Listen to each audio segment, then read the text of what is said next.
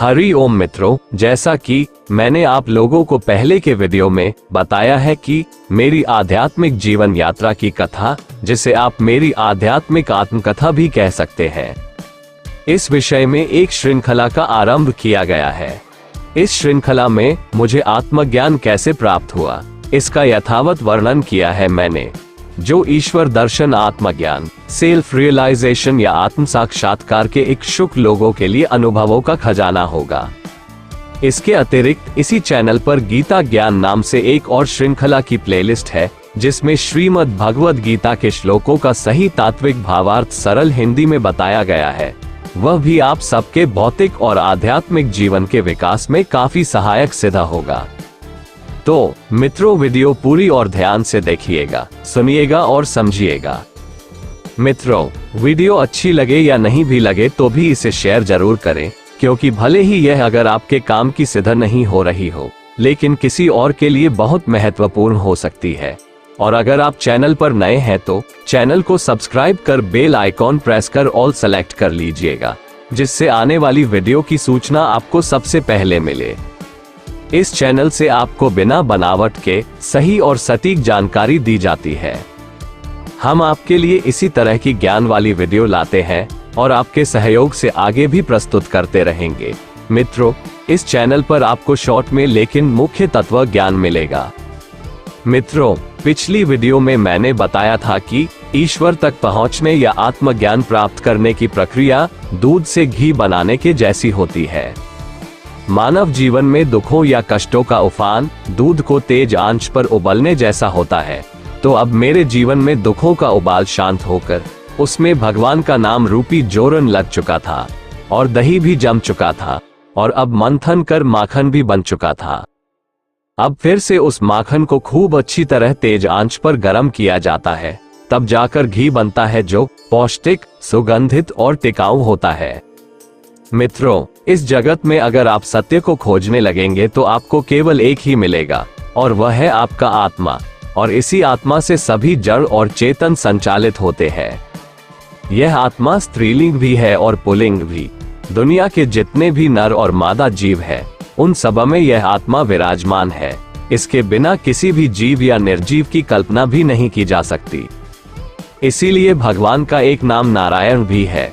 नारायण का मतलब नर और नारी का अयन, जो सभी नर और नारी में विराजमान हो, और नारायण ही सभी में अपने एक अंश आत्मा रूप से विराजमान होते हैं। एक पत्थर का भी कोई सेंटर पॉइंट होता है और उसका भी प्रारब्ध होता है। सभी देव, गंधर्व, यक्ष या राक्षस में भी वही आत्मा विराजमान है। अगर आप उस आत्मा को जान गए या उस आत्मा से आपका संयोग हो गया तो आपके लिए कुछ जानना बाकी नहीं रह जाता है। आपके लिए इस जगत की सारी वस्तुएं या सुख सुविधा तब तक है जब तक आपके शरीर में आत्मा है। आत्मा के निकलते ही आपके लिए वो सारी चीजें मिथ्या, एक स्वप्न, एक छलावा साबित होती है। और उस आत्मा के न रहने से आपके सगे संबंधियों में आपका कोई महत्व नहीं रह जाता है। यूनिवर्सल ट्रूथ अगर कुछ है तो वह है आपका आत्मा, और वही आत्मा ईश्वर, भगवान, नारायण, राम, कृष्ण, बुद्ध और भी जितने महान लोग हुए या हैं, उनमें प्रकट रूप में थे या है। हाँ, तो पहले मैंने बताया था कि मैंने कुछ अभक्षय खा लिया था। इसका मतलब अभी मुझे इस संसार में रहना है, कुछ अपने कर्मों को निपटाने और कुछ लोगों के कल्याण के लिए। तो मैं कूद पड़ा संसार में गृहस्थ चलाने और जीविकोपार्जन के लिए। ध्यान में ये बात समझ में आई थी कि भगवान ने मुझे गृहस्थ जीवन दिया है तो उसका अच्छी तरह से पालन करना जरूरी है। अगर ईश्वर की मर्जी नहीं होती तो शादी नहीं होती।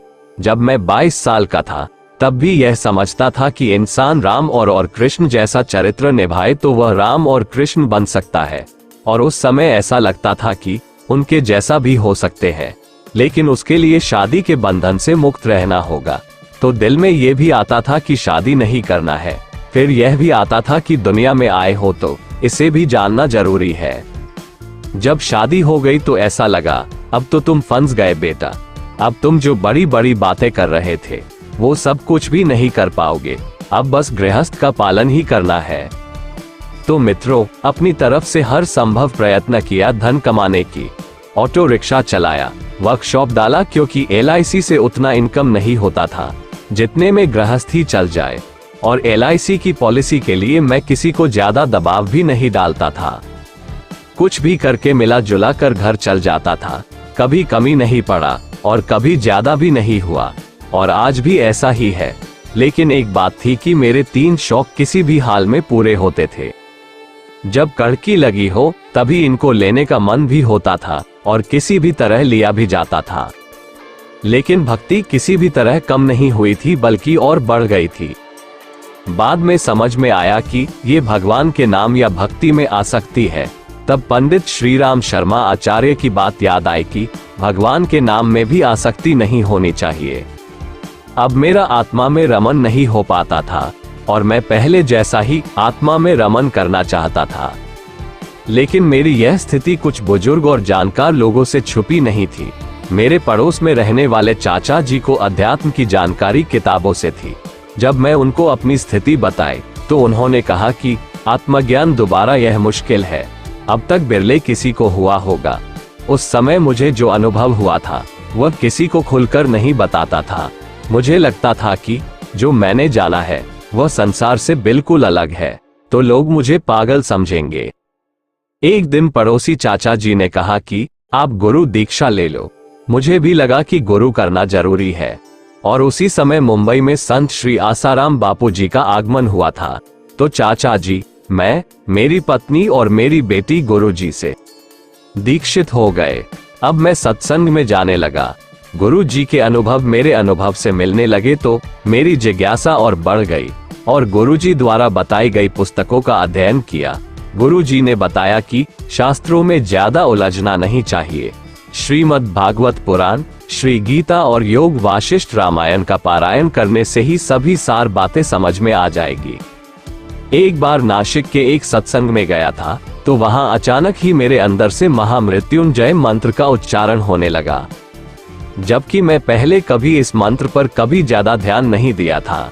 मेरे मन में ये बैठा था कि मृत्युंजय मंत्र कठिन है और इसके जाप के विधि विधान है, इसमें कुछ गलती हुई तो उल्टे परिणाम भी हो सकते हैं। इसलिए मैं इस मंत्र को कभी ठीक से पढ़ा भी नहीं था। मुझे आश्चर्य हुआ कि कैसे अचानक पूरे मंत्र की असंपूर्णता मेरे अंदर से हो रही है, और तब से मैं अपने आप को मृत्युंजय मंत्र के जाप के लायक समझने लगा और जप करने लगा। यह मेरे ऊपर गुरु जी की पहली कृपा थी। जबकि मैं सत्संग में गुरु जी के ज्यादा पास कभी नहीं बैठता था, लेकिन भाव से बहुत करीब हुआ करता था और मन में आए प्रश्नों के उत्तर गुरु जी से मिल जाता था। आंतरिक संवाद होते रहता था। गुरु जी बहुत प्यारे लगते थे। उनकी उम्र मेरे बड़े पिताजी यानी कि बड़े चाचा जी जितनी होगी, और मैं बचपन से ही अपने बड़े पिताजी से बहुत प्रभावित था। उनकी उदारता और लोगों के प्रति दया भाव मुझे बहुत प्रभावित करते थे। गुरु जी को देख मुझे लगता था अब मुझे समझने और संभालने वाला कोई तो अपना है। सही में एक समर्थ और सदेह सद्गुरु का बड़ा महत्व होता है। ऐसा लगता था कि हनुमान जी, जगदम्बा साईं बाबा, श्री राम शर्मा आचार्य, गणपति बप्पा, सूर्य नारायण और जिन्हें भी मैं गुरु पद पर मानता था, वो सभी उस समय गुरु जी में प्रकट होकर मेरा उद्धार कर रहे थे। गुरु तत्व तो जन्म से ही मार्गदर्शन कर रहे थे, परंतु बातों को समझाने के लिए गुरु को भी एक मानव शरीर की आवश्यकता होती है, क्योंकि साधक सभी सूक्ष्म प्रेरणाओं को नहीं समझ पाता। वैसे जब कभी सांसारिक कामों में कोई उलझन में उलझ गए हो और कोई बच्चा भी आकर यह कहता है कि यह ऐसा करने से हो जाएगा, तो समझना चाहिए उस समय आपके गुरु ही उस बच्चे के रूप में प्रकट हो गए थे। जब आप पूर्ण रूप से भगवान और गुरु पर विश्वास कर अपने कर्तव्य पथ पर चल रहे हो, तो भगवान या गुरु हर कदम पर किसी न किसी रूप में आपका मार्गदर्शन करते हैं। बस इसे समझने वाला चाहिए। प्रिय दर्शकों, जैसा कि पहले मैंने बताया था कि गुरु तत्व हर जीव के जन्म से ही उनके अंग संग रहते हैं। गुरु तत्व के बिना जीव की कल्पना भी नहीं की जा सकती। किसी भी जीव में उसके पोषण और रक्षण का ज्ञान तो होता ही है, और मानव में अगर गुरु तत्व काम नहीं करे तो वह पागल समझा जाता है। गुरु तत्व के बिना मानव आग और पानी, अच्छा या बुरा, हित और अहित में अंतर नहीं कर पाएगा। जीव में जो आत्मा होता है उसमें गुरु तत्व विद्यमान होते हैं, और इसीलिए गुरु को आत्मा स्वरूप भी कहा गया है। तो प्रिय दर्शकों, इस भाग में गुरु तत्व के बारे में विस्तार से जानेंगे। जैसा कि मैंने पहले बताया था कि मेरे गुरु जी संत श्री आशाराम बापू जी पर कुछ आरोप लगाए गए और उनको सजा भी हुई। इस संबंध में मैं आपको विस्तार से बताना चाहूंगा। इस संबंध में पहले एक ऐतिहासिक घटना को जान लेना जरूरी है। आप ध्यान से इस वीडियो को देखिए, सुनिए और समझिएगा। प्रिय मित्रों, ऐसी ही एक घटना नाथ संप्रदाय के गोरखनाथ जी के गुरु मच्छिंद्र नाथ के समय हुई थी, जिसका इतिहास मिलता है। एक राजकुमारी ने जिद कर ली कि मैं गुरु मच्छिंद्र नाथ को सांसारिक बनाकर रहूंगी, और गुरु मच्छिंद्र नाथ चाहते थे कि राजकुमारी को नाथ संप्रदाय में शामिल कर उसे अध्यात्म के मार्ग पर लाया जाए। लेकिन राजकुमारी ने कुछ ऐसा किया कि गुरु मच्छिंद्र नाथ को राजकुमारी से विवाह कर गृहस्थ जीवन जीना पड़ा। गुरु मच्छिंद्र नाथ योग की विद्याओं के इतने धनी थे कि गाय के गोबर से गोरखनाथ को उत्पन्न किया था। यह आप सभी जानते ही होंगे। अब नाथ संप्रदाय के गुरु के सांसारिक हो जाने की खबर चारों तरफ फैल गई। अब नाथ संप्रदाय के योगी जहां भी जाते लोग उन्हें ताना देते कि तुम क्या कहोगे, तुम्हारे गुरु का ही पतन हो गया है। ये बात नाथ संप्रदाय के योगियों को बहुत लगती थी। गुरु गोरखनाथ गुरु मच्छिंद्र नाथ के बहुत प्यारे शिष्य थे और गुरु मच्छिंद्र नाथ ने उन्हें वो सारी सिद्धियां दी थी जो उनमें थी। इधर गुरु मच्छिंद्र नाथ को राजकुमारी राजमहल के सारे सुख सुविधाओं में इतना व्यस्त रखती कि उन्हें और कुछ सोचने का मौका ही नहीं देती थी। राजमहल में कड़ी पहरा लगवा दी थी कि कोई साधु संत राजमहल में प्रवेश न करने पाए। केवल नाच गाने और रंगारंग कार्यक्रम करने वाले कलाकारों को ही राजमहल में प्रवेश की आज्ञा दी। राजकुमारी और गुरु मच्छिंद्र नाथ के एक बालक भी हुआ था। जब गोरखनाथ या उनके साथी अपने गुरु को अहोभाव से पुकारते तो गुरु मच्छिंद्र नाथ की आत्मा जागृत होती, लेकिन रानी उसे इधर उधर उलझाकर अपनी तरफ मोड़ देती थी। इधर गुरु गोरखनाथ ने संकल्प ले लिया कि मैं अपने गुरु को उस मोहजाल से निकाल कर रहूंगा। लेकिन राजमहल तक कैसे जाया जाए?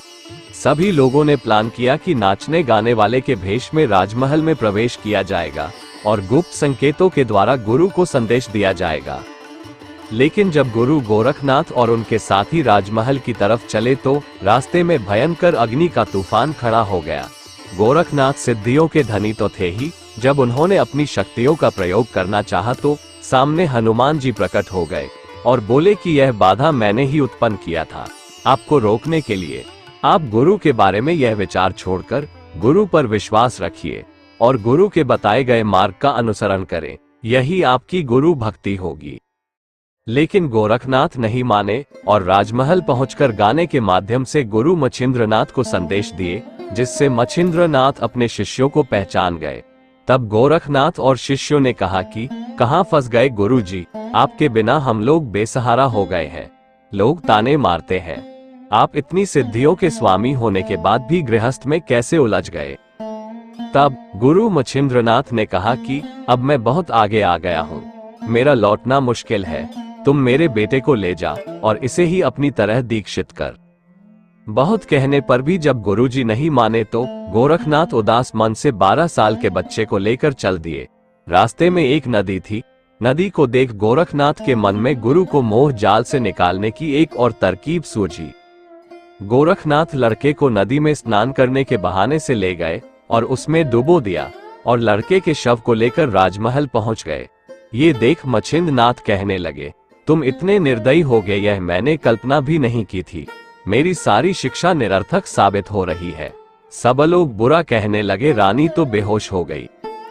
तब गोरखनाथ ने कहा कि गुरुजी, यह कोई बड़ी बात नहीं है आपके लिए, आप तो गोबर में प्राण डाल देते थे। आप चाहे तो इसे जिंदा कर सकते हैं। आप अपने सिद्धियों से इसे जीवन दान दीजिए। गुरु मच्छिंद्र नाथ ने अपनी सिद्धियों का 3 बार प्रयोग किया, लेकिन बालक जीवित नहीं हुआ। तो गुरु गोरखनाथ ने कहा, देखा गुरुदेव, अब आप सांसारिक हो गए तो आपकी सिद्धियां काम नहीं कर रही हैं। लेकिन मैं इस बच्चे को जीवन दे सकता हूँ, क्योंकि मैं सांसारिक नहीं हुआ हूँ और मेरी शक्तियों का प्रभाव कम नहीं हुआ है। गुरु गोरखनाथ अपने गुरु को ये समझाना चाहते थे कि कहाँ तो आप इतनी सिद्धियों के धनी थे और कहाँ तुच्छ संसार में आकर उन सभी सिद्धियों से विहीन हो गए। तब गुरु गोरखनाथ ने अपने मंत्र शक्ति का प्रयोग किया, लेकिन बालक जीवित नहीं हुआ। आश्चर्य में पड़कर एक बार फिर प्रयोग किया, फिर भी बालक जीवित नहीं हुआ। जब तीसरी बार प्रयोग के लिए हाथ ऊपर उठाए तो उनका हाथ ऊपर ही जड़ हो गया, जैसे किसी ने पकड़ लिया हो। ध्यान से देखे तो मालूम पड़ा कि हनुमान जी ने हाथ पकड़ रखा था। तब हनुमान जी से पूछे कि आपने ऐसा क्यों किया? तब सभी संतों के हितैषी हनुमान जी ने कहा कि आप जरा सोचकर देखिए, जो काम एक बार में हो जाना चाहिए वो दूसरी बार में भी नहीं हुआ, और आप 3 बार से ज्यादा इसका प्रयोग नहीं कर सकते हैं। अगर तीसरी बार में भी बालक जीवित नहीं हुआ तो आपको गुरु पुत्र के हत्या का पाप लगेगा, जो एक कभी न मिटने वाला कलंक होगा, और जगत में आपकी अपकीर्ति होगी। तब गुरु गोरखनाथ ने पूछा कि आखिर इन सिद्धियों का प्रभाव क्यों नहीं हुआ, ये भी बताने की कृपा करें। तब हनुमान जी ने कहा कि आप अपने गुरु में अविश्वास दिखाए, उनके सम्मान में कमी की, स्वयं को गुरु से बड़ा दिखाने की कोशिश की, इसी कारण से आप इस प्रयोग में सफल नहीं हो पाए। तब गोरखनाथ गुरु मछिंद्र नाथ के चरणों पर गिर पड़े और सच्चे दिल से पश्चाताप करते हुए क्षमा मांगी। गुरु मछिंद्र नाथ ने उन्हें उठाया और गले लगाकर बालक को जीवित करने की आज्ञा दी। अब की बार में बालक जीवित हो गया। अब गुरु मछिंद्र नाथ अपने शिष्यों के साथ अपने पीठ यानी कि मठ में आए और शिष्यों को अपनी गद्दी पर अपने शिष्यों को अपने सूक्ष्म शरीर के दर्शन कराए और कहा कि मैं तो कहीं भी नहीं गया था, वह तो मेरे स्थूल शरीर की लीला थी, जो तुम्हारी अंतिम परीक्षा थी। अब तुम ये गद्दी संभालो, अब मेरे जाने का समय हो गया है। इतना कहकर वे अपने स्थूल शरीर को सूक्ष्म शरीर में लीन कर भगवत धाम को चले गए। मित्रों, ब्रह्मज्ञानी संतों की अद्भुत लीला होती है, जो सांसारिक लोगों के समझ में नहीं आती, लेकिन ब्रह्मज्ञानी किसी भी स्थिति में रहे, उनकी महानता कभी कम नहीं होती। सभी संतों, शास्त्रों और आत्मज्ञान को प्राप्त महापुरुषों ने ये जाना और समझा है कि ब्रह्मज्ञान प्राप्त करने के बाद बहुत से लोग भोगी, पागल, विरक्त, उदासीन और विभिन्न स्थिति में जीने लगते हैं, लेकिन उनकी महानता कम नहीं होती। श्री मुक्तानंद स्वामी जी ने अपनी आत्मकथा में बताया है कि अपने कई आध्यात्मिक द्वंद्वों का हल उन्हें एक ऐसे महापुरुष से मिला जो स्वयं का मल खा जाते थे। मित्रों, इसी संदर्भ में एक और पौराणिक कथा है जो संत श्री आशाराम बापू जी के साथ घटी इस घटना के संबंध में एकदम उपयुक्त लगती है। मित्रों, आप इस कथा को ध्यान से सुनिएगा, इसमें भी बहुत सार बातें हैं। एक बार माता रुक्मिणी ने भगवान श्री कृष्ण से पूछा कि प्रभु, एक बात मेरे समझ में नहीं आई कि महाराज युधिष्ठिर तो धर्मराज के अवतार है, फिर भी उन्होंने जुआ खेला, और वह भी ऐसी कि पत्नी को भी दांव पर लगा दिए। ये धर्म संगत नहीं लग रहा है। आखिर इसके पीछे क्या राज है, और धर्मराज को इस धरा पर क्यों आना पड़ा? इस पर भगवान ने कहा कि मैं आपको धर्मराज के धारा पर आने और जुआ खेलने के कारण की सच्चाई बताऊंगा, आप ध्यान से सुनना। बहुत पहले एक राज्य के क्षेत्र में आने वाले जंगल में ऋषि उतन का आश्रम हुआ करता था। जिस राज्य क्षेत्र में उनका आश्रम था, उसी राज्य में चोरी की वारदात बहुत बढ़ गई थी। चोरों का गिरोह किसी भी तरह पकड़ में नहीं आ रहे थे। राजा ने उन्हें पकड़ने के लिए गुप्तचरों की नियुक्ति की थी। एक दिन चोरों का गिरोह चोरी करके जा रहा था। गुप्तचरों को संदेह हुआ तो उनका पीछा करने लगे। इधर चोरों को भी अंदाजा हो गया कि उनका पीछा किया जा रहा है। रास्ते में उन्हें ऋषि का आश्रम दिखा तो वे आश्रम में जाकर ऋषि से कहने लगे, ऋषिवर, हम लोग राहगीर हैं, लेकिन कुछ चोर हमारे पीछे पड़े हैं, वो हमें लूटना चाहते हैं, आप हमें बचा लीजिए, हमें छुपने का जगह दे दीजिए। तब ऋषिवर ने कहा कि आप लोग अंदर जाओ, मैं देखता हूँ उन चोरों को। इतने में राजा के गुप्तचर आ गए और पूछने लगे कि कहाँ है वो चोर, इन लोगों ने बहुत दिनों से परेशान कर दिया है, आज इनको पकड़ कर ही रहेंगे। ऋषिवर बोले, कौन चोर? तुम लोगों को शर्म नहीं आती? भोले भाले राहगीरों को लुटते हो और उन्हें ही चोर बता रहे हो। गुप्तचरों को लगा कि ये तो चोरों का बचाव कर रहा है, ये चोरों का सरदार लगता है। तब गुप्तचर बलपूर्वक आश्रम में घुसकर तलाशी लेने लगे तो उन्हें चोर तो नहीं मिले, लेकिन वहां उनके द्वारा लूटा हुआ सामान मिल गया। गुप्तचरों ने ऋषिवर को लेकर राजमहल में आ गए और राजा के सामने प्रस्तुत किया। ऋषिवर आश्चर्यचकित होकर ये सब देखने लगे। उन्हें लगा कि यह कोई मेरा कर्मफल है जो अभी उजागर हुआ है। ऋषिव महान, परम ज्ञानी और तपस्या के धनी थे। राजा ने दरबार में फैसला सुनाते हुए कहा कि कोई चोर चोरी करे तो उसको थोड़े दिन कारावास की सजा देकर छोड़ा जा सकता है, लेकिन कोई साधु ऐसा करे तो ये बहुत बड़ा अपराध है। इससे धर्म से लोगों का विश्वास उठ जाएगा। इसलिए इस ढोंगी को बीच चौराहे पर सूली चढ़ाया जाए ताकि लोगों को सबक मिले। महाराज सिद्ध योगी थे। उन्हें जब सूली पर चढ़ाया गया तो सूली उनके गुदा भाग में थोड़ा ही घुस पाया। इतने में महाराज अपने सूक्ष्म शरीर से धर्मराज के पास पहुंच गए और धर्मराज से पूछा कि ये बताओ कि मेरी किस गलती के कारण मुझे सूली मिला है, क्योंकि मुझे विश्वास है कि बिना किसी गलती के किसी को कोई कष्ट नहीं मिल सकता। यह ईश्वरीय विधान है। जब धर्मराज ने उनका पूरा हिसाब देखा तो पाया कि पहले के 105वें जन्म में बचपन में खेल खेल में किसी तितली के गुदा भाग में कांटा चुभोने के कारण आज आपको ये सजा मिली है। अब महाराज क्रोधित हो गए और कहा कि मुझे ईश्वर दर्शन हुए और ईश्वर दर्शन सभी पापों से मुक्त होने के बाद ही होता है। गलतियां सभी से होती है, लेकिन उन गलतियों का सच्चे मन से पश्चाताप और प्रायश्चित करने और ईश्वर भक्ति से वे भस्म हो जाती है। तो मैं जब उन गलतियों का प्रायश्चित कर रहा था तब ये गलती क्यों नहीं उजागर हुए? ये काम आपका था और यह आपकी गलती है। इसकी सजा आपके लिए ये है कि आपको मृत्युलोक में जन्म लेना होगा और वहां के कठिनाइयों को झेलना होगा। दूसरी बात ये कि आज से आप अपने नियम में संशोधन कर लो कि 5 वर्ष से कम उम्र में किए गए गलतियों को किसी के कर्म में न गिना जाए। इधर जब महाराज को सूली नहीं लगी, उनका स्थूल शरीर सूली के ऊपर वैसे ही ध्यान मुद्रा में बैठा रह गया तो हंगामा हो गया। बात वहां के राजा तक पहुंची। राजा भागे आए, महाराज को सूली से उतरवाकर क्षमा मांगी। महाराज दयालु और ज्ञानी थे। वे जानते थे कि इसमें राजा की कोई गलती नहीं है, ये तो उनका ही कर्म फल था। अतः राजा को माफ कर अपने आश्रम में चले गए। तो हे देवी, धर्मराज के इसी गलती के कारण उन्हें मृत्युलोक में जन्म लेना पड़ा और जो उनको जुआ खेलना पड़ा वह उनके क्षत्रिय धर्म के कारण। क्षत्रियों का पहला धर्म है कि कोई उन्हें युद्ध और जुआ के लिए ललकारे तो उसे पीठ दिखाकर नहीं भागना चाहिए। मित्रों, इस तरह कर्मफल और ईश्वरीय लीला का विधान बनता है। और एक बात है कि गुरु किसी व्यक्ति या वस्तु का नाम नहीं है। गुरु एक तत्व है जो ईश्वर के समकक्ष है। जैसे ईश्वर सब जगह विद्यमान है और कहीं भी प्रकट हो सकते हैं, वैसे ही गुरु भी कहीं भी किसी भी रूप में प्रकट हो सकते हैं। शब्द को ब्रह्म कहा गया है और शब्दों का अस्तित्व ब्रह्मांड में गूंजते रहते हैं। यह वैज्ञानिकों ने भी माना है। गुरु के शब्दों का पालन करना ही सही मायने में गुरु भक्ति है और कोई जरूरी नहीं कि आपके गुरु एक ही हो। दत्तात्रेय महाराज ने 24 गुरु माने थे। आपके बचपन का शिक्षक आपकी स्नातक तक की पढ़ाई नहीं करा सकता। राम जी को वाशिष्ठ मुनि ने सभी शिक्षा देने के बाद कहा कि अब आप स्वतंत्र रूप से अपने निर्णय लो, जरूरत पड़ने पर ही मुझे याद करो।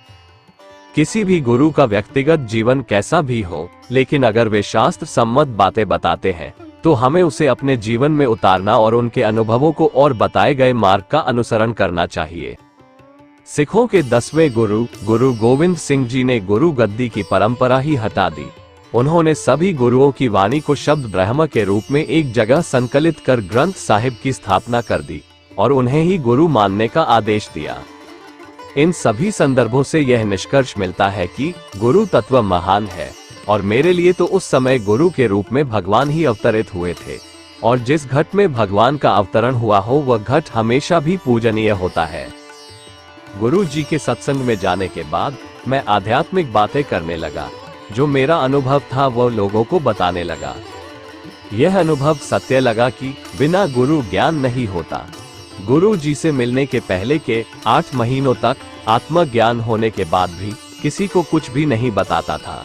ऐसा लगता था कि जो मैंने जाना है वह इस दुनिया से एकदम अलग है और ये बातें लोगों को बताया तो लोग मुझे पागल समझेंगे। लेकिन गुरु करने और सत्संग करने के बाद मैं आध्यात्मिक चर्चे करने लगा था। सत्संग में जाने के बाद संतों के जीवन के बारे में भी जानने की रुचि बढ़ी। इस संबंध में महाराष्ट्र के एक प्रसिद्ध संत नामदेव के जीवन में घटी यह घटना बहुत ही मार्गदर्शक साबित होगी। गोरा कुम्हार महाराष्ट्र के महान संत थे। एक बार संत मंडली के साथ ज्ञानेश्वर महाराज गोरा कुम्हार के घर आए। आध्यात्मिक चर्चाएं हुई, इसमें संत नामदेव भी साथ में थे। तब संत ज्ञानदेव ने गोरा से कहा, आप कुशल कुंभकार हो, आप ये बताओ, हम सभी संतों में से कौन सा बर्तन कच्चा है? गोरा कुम्हार ने सबको झुकने के लिए कहा और अपनी पिटनी, जिससे वे अपने बर्तनों को आकार देते थे, उससे सबको ठोकना शुरू कर दिया। सभी संत मार खाकर भी शांत रहे। नामदेव की बारी आई तो वह एकदम बिगड़ उठे। तुरंत गोरा कुम्हार बोला, यही कच्चा घड़ा है। नामदेव भी महान थे, भगवान से बहुत प्यार था उन्हें, और भगवान भी उनके पुकारने पर तुरंत आ जाते थे। नामदेव बड़े ही दुखी हुए। सब संतों के बीच गोरा द्वारा किए गए अपमान की उन्होंने भगवान से शिकायत की। भगवान ने कहा, नामा, ये सच है कि तू मेरा परम भक्त है और मैं तेरे लिए सदा सब कुछ करने को तैयार रहता हूँ, फिर भी तुझ में से मेरे तेरे का भेद न मिटने से तू कच्चा ही है। ये तो बिना गुरु की शरण गए मिट नहीं सकता। शिवालय में विठोबा खेचर परम संत है, उनके पास जाकर तू ज्ञान प्राप्त कर ले। नामदेव विठोबा के पास गए। विठोबा सो रहे थे। उनके पैर शिव की पिंडी पर देखकर नामदेव को बड़ी अश्रद्धा हुई। उन्होंने सोचा, क्या ऐसे ही गुरु से ज्ञान प्राप्त करने की प्रभु ने मुझे सलाह दी?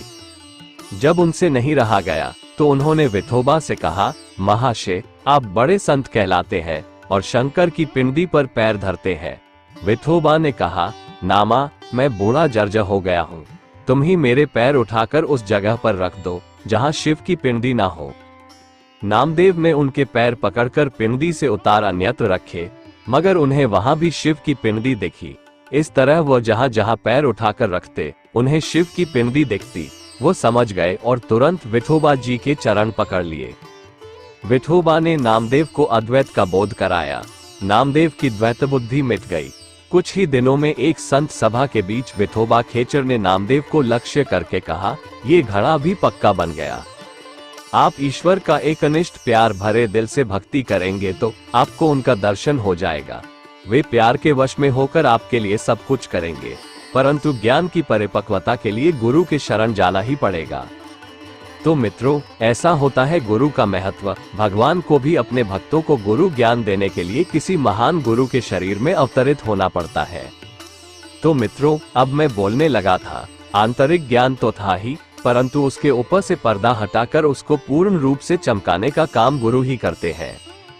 इस तरह जब कहीं आध्यात्मिक चर्चाएं होती तो कुछ लोग तो मानते थे और कुछ लोग अपने अहम के कारण सब जानते हुए भी विरोधी तर्क दिया करते थे। घर पर कोई न कोई आते रहते थे और आध्यात्मिक चर्चाएं होते रहती थी। कुछ लोग सीधी तरह कोई प्रश्न नहीं पूछते थे, उन्हें जानना कुछ और होता था और पूछते कुछ और थे, और जब उनके प्रश्नों के उत्तर मिल जाते तो अपनी ही बड़ाई करके चले जाते। अक्सर ये लोग मुझसे उम्र में बड़े होते थे। उन्हें अपने से छोटे से ज्ञान लेना अच्छा नहीं लगता था, शायद इससे उनके अहंकार को ठेस पहुंचती होगी। कुछ लोग बातों को समझते थे और मानते भी थे। जो भी हो, बहुतों ने सीखा और जाना, बहुतों का अच्छा विकास हुआ। फील्ड में भी चर्चाएं होती रहती थी, ऑफिस में भी चर्चाएं होती थी। जब कभी ऑफिस का टूर होता तो मेरे बॉस आधा या 1 घंटे मुझे बोलने के लिए कहते थे। जब कोई नेगेटिव बातें करता तो मैं थोड़ा आक्रामक होकर बोलता।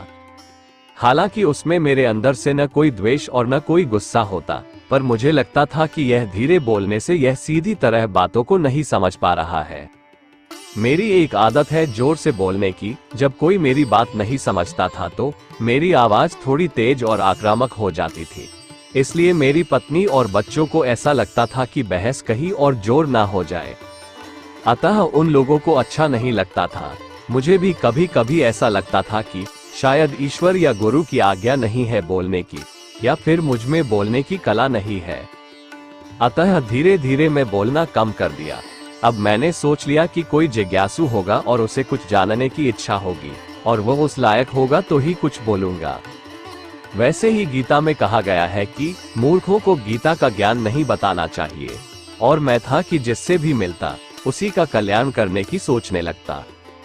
मैं चाहता था कि हर कोई मेरे जैसा ईश्वर को जाने और ईश्वर की भक्ति करे, नहीं कुछ तो कम से कम भगवान नाम का जाप तो आरंभ करे। एक बार भक्त प्रहलाद को एक सुअर का जीवन देख दया आए तो उन्होंने ने उस सुअर को कहा, मेरे साथ चल, तुम्हें इस जीवन से मुक्ति दिला दूंगा। लेकिन सुअर ने जाने से मना कर दिया। मित्रों, यही ईश्वर का माया जाल है, जिसमें से कोई बिरले ही निकलने की इच्छा करता है, और इस माया जाल से स्वयं भगवान ही बचा सकते हैं। उन दिनों या आज भी मेरे अंदर यह एक परिवर्तन ये हुआ था कि सामने वाला जो कुछ भी सोचता, मैं वैसा ही बर्ताव करने लगता था। जो जिस भाव से आया उसके लिए वैसा ही प्रस्तुत हुआ। उसे कंट्रोल करने में थोड़ा समय लगता था। मेरे अंदर अपना कुछ रह ही नहीं गया था, पूरी तरह भगवान पर आश्रित था। वे जहां ले जाए, जो करा ले। जब आपके जीवन में भगवान के सिवा कुछ नहीं रहता, तो आपके लिए दुष्ट से दुष्ट में भी ईश्वर ही दिखते हैं, फिर गलत होने के अवसर ही नहीं उत्पन्न होता है। लेकिन आत्मज्ञान इस स्थिति के पहले ईश्वर के आवाज को समझने का ज्ञान होना चाहिए। इस बारे में भगवान रजनीश की यह कहानी याद आती है। एक बार एक ईश्वर का प्यारा भक्त नाव से समुद्री यात्रा कर रहा था। उसके साथ और भी कई लोग थे। समुद्री तूफान के चलते नाव डगमगाने लगी। वह भक्त तो शांत बैठा रहा कि उसकी इच्छा होगी तो बचेंगे, नहीं तो मरेंगे। कुछ ही देर में उसे आवाज आई कि कोई अदृश्य शक्ति उसकी तरफ हाथ बढ़ाकर कह रहा है कि आओ, मैं तुम्हें बचाता हूँ, यह नाव डूबने वाली है। भक्त ने कहा कि प्रभु, यह आप शैतानों वाली भाषा क्यों बोल रहे हो? ये सभी आपके ही पुत्र है। बचाना है तो हम सभी को बचाए। फिर भगवान हंसे और पूरी नाव को बचाया। तो इस तरह भगवान और शैतान की भाषा में फर्क होता है। शैतान में भी भगवान ही होते हैं। आप अगर उसमें उनको पहचान पाए तो प्रकट होते हैं।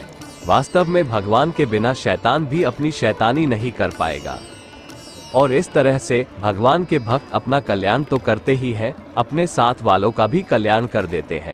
मित्रों, मेरे साथ कुछ अलग हुआ। जहां आत्मज्ञान या सेल्फ रियलाइजेशन प्राप्त करने वाले सभी जिज्ञासु साधक आत्मज्ञानी सद्गुरु के सानिध्य में यम नियम के साथ अध्ययन और साधना में लगे रहते हैं, और उनमें से बहुत कम साधकों को यह ईश्वर कृपा प्राप्त होती है। लेकिन मुझे बहुत बड़ी तपस्या नहीं करनी पड़ी, थोड़ी सी साधना, आसन, प्राणायाम से वो कृपा प्राप्त हुई। हाँ, ईश्वर के प्रति समर्पित भाव और भक्ति बहुत ही प्रगाढ़ थी। लेकिन मुझे पहले आत्मा साक्षात्कार हुआ और बाद में सद्गुरु का सानिध्य प्राप्त हुआ। आत्मज्ञान होने के बाद भी जो जाना था वो पक्का नहीं हुआ था। बहुत कुछ जानना बाकी था, जो गुरु जी के सत्संग और उनके निर्देशानुसार शास्त्रों को पढ़कर हुआ। परंतु मुझे वो शांति और वो आनंद का अनुभव नहीं हो रहा था जो मुझे आत्म साक्षात्कार के समय हुआ था, और मैं उसकी चाह में बेचैन रहता था तथा मन में ये प्रश्न बार बार आता था कि वो आनंद क्यों नहीं मिल रहा है। मैं अक्सर जब भी समय मिलता अपने शहर में स्थिर साईं बाबा मंदिर जाते रहता था और घंटों तक बैठता था। साईं का मतलब आत्मा ही होता है। साईं बाबा भगवान शिव के अवतार हैं। उनका कहना है कि भले ही मेरा शरीर न रहे पर मैं अपने भक्तों के लिए हमेशा रहूंगा, फिर चाहे वो भक्त 7 समुंदर पार क्यों ना हो। मैं उन्हें हमेशा से बहुत मानता हूँ। तो मैं एक दिन मंदिर में गया और उस दिन थोड़ा व्यथित होकर बाबा से पूछा कि बताओ न बाबा, ऐसा क्यों हो रहा है कि गुरु करने के बाद शांति और आनंद और बढ़ना चाहिए तो शांति नहीं मिल रही है। थोड़ी देर ही बाद, करीब 5 मिनट में ही मैं झटके में उठा और मंदिर से निकलकर गाड़ी स्टार्ट कर सीधा उसी डॉक्टर के क्लिनिक में पहुंचा जहां से मैं अभी आया था। दोबारा वहां जाने का कोई प्रयोजन नहीं था। डॉक्टर मुझे वापस देख थोड़ा आश्चर्यचकित हुआ और आने का कारण पूछा। मैंने बोला, कुछ नहीं, आप अपना काम कीजिए, और मैं बैठ गया। टेबल से उस दिन का अखबार लिया। वो अखबार नवभारत टाइम्स था और उस अखबार में धर्म और अध्यात्म का एक छोटा कॉलम हुआ करता था। मेरी नजर अखबार के पहले पन्ने से सरसरती हुई उसी लेख पर पड़ी जो किसी महान संत की अभिव्यक्ति थी। मुझे उनका नाम याद नहीं रहा। मेरी यह आदत आपको बताया ही हो कि मैं समय और नाम याद नहीं रखता, केवल घटना और उसका मूल तत्व मेरे मन में बस जाता है। तो उस लेख में गायत्री मंत्र के बारे में लिखा था और उन्होंने बताया था कि केवल गायत्री मंत्र ही है जो शरीरधारी सद्गुरु के बिना आत्म साक्षात्कार कराने में सक्षम है। और वो लेख पढ़कर मैं वहां से तुरंत निकल गया। वो सब बाबा की लीला थी। मैं बाबा को धन्यवाद देते हुए निकल गया और समझ गया कि जो कुछ भी हुआ वो गायत्री मंत्र से ही हुआ और अब गुरु के अनुसार चलना होगा। जब मैं दीक्षा लेकर सत्संग में जाता तो शुरुआत में कुछ अजीब सा लग रहा था। लगता था कि कहाँ आ गया, मुझे तो ऐसे ही आनंद और मस्ती है, सब ज्ञान भी है और ईश्वर का अलौकिक इतना प्यार मिल रहा है, तो इस संसार के किसी व्यक्ति के हाथों अपना जीवन सौंपना ठीक नहीं होगा। और संसार में रहने वाले किसी भी व्यक्ति का क्या भरोसा। मैं माता से बोला भी मुझे नहीं जाना, भले ही दीक्षा ले लिया है। बुजुर्गों से सुना है कि जीवन में गुरु होना जरूरी है, पर मेरा मन नहीं हो रहा है।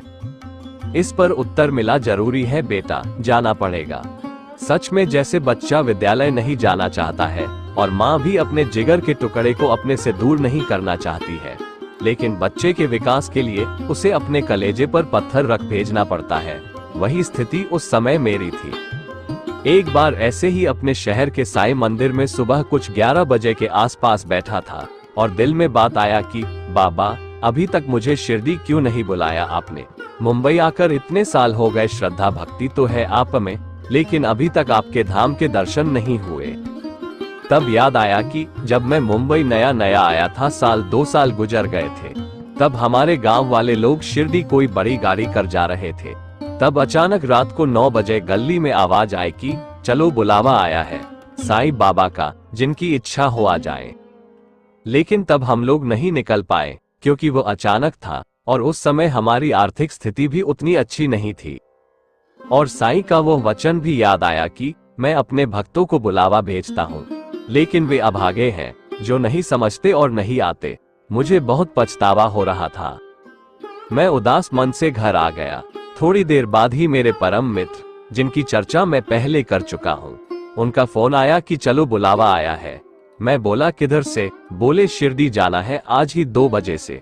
मैं आश्चर्यचकित हुआ और दोनों मोटरसाइकिल से ही निकल पड़े साईं दरबार के लिए। वहां भी कई चमत्कार हुए। उसके बाद तो बहुत बार जाना हुआ। साईं के कई चमत्कार मेरे जीवन में देखने के लिए मिला। एक और महत्वपूर्ण बात मैं आपको बता देना चाहता हूँ। एक बार सत्संग में बैठा था, तभी गुरुजी किसी के संबंध में बता रहे थे और बोले कि क्या तुमको मेरे अंदर साईं नहीं दिखता क्या? मेरे मन में एक प्रश्न आया कि अगर आप साईं बाबा हैं, तो आप लोगों को मांस खाने से मना करते हैं, जहां साईं बाबा तो अपने जीवन काल में खुद के हाथों से मटन बिरयानी बनाकर अपने भक्तों को खिलाते थे। वे इतने उद्धार और बंधन मुक्त थे। ये बात कि ईश्वर का संबंध खाने से नहीं है। उन्हें तो उदार, श्रद्धा और भक्ति से भरा दिल, जिसमें सबके कल्याण की भावना हो, ऐसे भाव वाले जीव चाहिए। उन्हें कोई अच्छा समझे और उनके भक्तों की संख्या बढ़े, इसलिए कोई उपाय नहीं किया। जो जैसा था वैसा ही खुद को रहने दिया। आपके पास तो इतना पसारा है। उन्होंने अपने जीवन काल में कुछ भी संचय नहीं किया। ये ठीक है कि आपका फैलाव जगत के कल्याण के लिए है, ज्यादा से ज्यादा लोगों के कल्याण के लिए, या फिर एक योग्य शिष्य की तलाश को पूरा करने के लिए भी हो सकता है। लेकिन मांस को बुरा बताना ये तो समता के योग में कहीं न कहीं बाधा हो सकता है। तब थोड़ी ही देर में व्यासपीठ से गुरु जी ने ये कहा कि मैं किसी को मांस खाने से मना नहीं करता। दीक्षा देते समय मैं बस इतना कहता हूँ कि आप अपनी कोई गलत आदत हो तो उसे छोड़ने का संकल्प ले और छोड़ दे। मुझे आश्चर्य हुआ। मैंने तो अपने मन में ही सोचा था, गुरु जी को कैसे मालूम पड़ा? और तब उनमें भी साईं है, इस बात का भी विश्वास हो गया। गुरु जी के सत्संग में जब तक जाता था तब तक साईं बाबा के पास कम ही जाना होता था।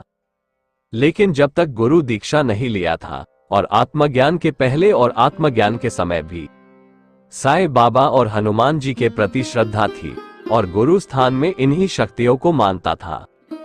गुरु जी का अंतिम संदेश था कि गुरु के अंतिम वाक्य या मंत्र को हमेशा याद रखना चाहिए, उसी से कल्याण होता है। गुरु जी के 3 दिवसीय कई शिविर को किया था, जिसमें गुरु जी ने सभी महत्वपूर्ण मंत्रों का जाप करवाकर बहुत सारी शक्तियां भर दी थी।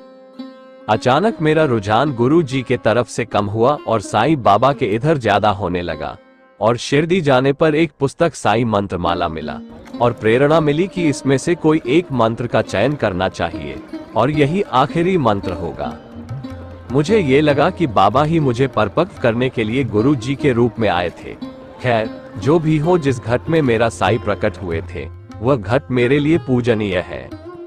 और इस सबके कुछ दिनों बाद गुरु जी पर दोषारोपण हुआ अक्सर गुरुजी बोलते थे, जल्दी जल्दी अपना कल्याण कर लो, क्योंकि अब मैं ज्यादा दिन नहीं रुकूंगा, मुझे एकांतवास करना है। और अब वे एकांतवास ही कर रहे हैं। दुनिया के झंझटों से मुक्त होकर अपने आत्म स्वरूप में रमन कर रहे हैं। गुरुजी कहते थे कि गुरुपद कोई वरदान नहीं है, यह एक अभिशाप है। इसमें अपने लिए कुछ नहीं करना होता है, शिष्यों के बुरे विचारों का परिमार्जन करना होता है। सूक्ष्म रूप से शिष्यों के शरीर में प्रवेश कर उसके अंदर के बुराइयों को साफ करना होता है। तो मित्रों, धन्य है गुरुदेव और उनकी लीला। मित्रों, ये बहुत गहरी बातें हैं जो हर कोई नहीं समझ पाएंगे। इसे कोई आत्मज्ञानी ही समझ सकता है। बहुत से लोग भले ही वो सद्गुरु के सानिध्य में रहकर आध्यात्मिक बातों को समझ गए हो, तर्क वितर्क करके बातों को समझा भी रहे हो, लेकिन वे अभी भी इस महान ईश्वरीय प्रसाद से वंचित हैं। उन्हें इन बातों पर विश्वास ही नहीं होगा और कई कमियां निकालेंगे, लेकिन यह मैं मेरे अनुभव को यथार्थ रूप से बताया है। मित्रों, इस वीडियो में मैं अपनी आगे की कहानी के साथ कुछ कहानियां भी बताई है, जो प्रसंग के अनुसार आवश्यक भी था। इससे गुरु तत्व के बारे में आपकी कई दुविधाएं मिट जाएंगी। मित्रों, इसके आगे की कहानी में बहुत कुछ सीखने और समझने के लिए है, जो मैं आपको अगली वीडियो में बताऊंगा। तब तक आप यहाँ तक के कहानी पर मनन करें और अपनी कोई जिज्ञासा हो तो कमेंट कर बताएं। और आपके जीवन में भी ऐसा कोई अनुभव हुआ हो तो जरूर बताएं कि क्या आपके जीवन में भी कभी ऐसी स्थिति उत्पन्न हुई है या नहीं। इस श्रृंखला की पूरी वीडियो देखने और सुनने के लिए चैनल को सब्सक्राइब कर बेल आइकॉन प्रेस कर ऑल को सेलेक्ट जरूर कर लें। धन्यवाद। शुभमस्तु।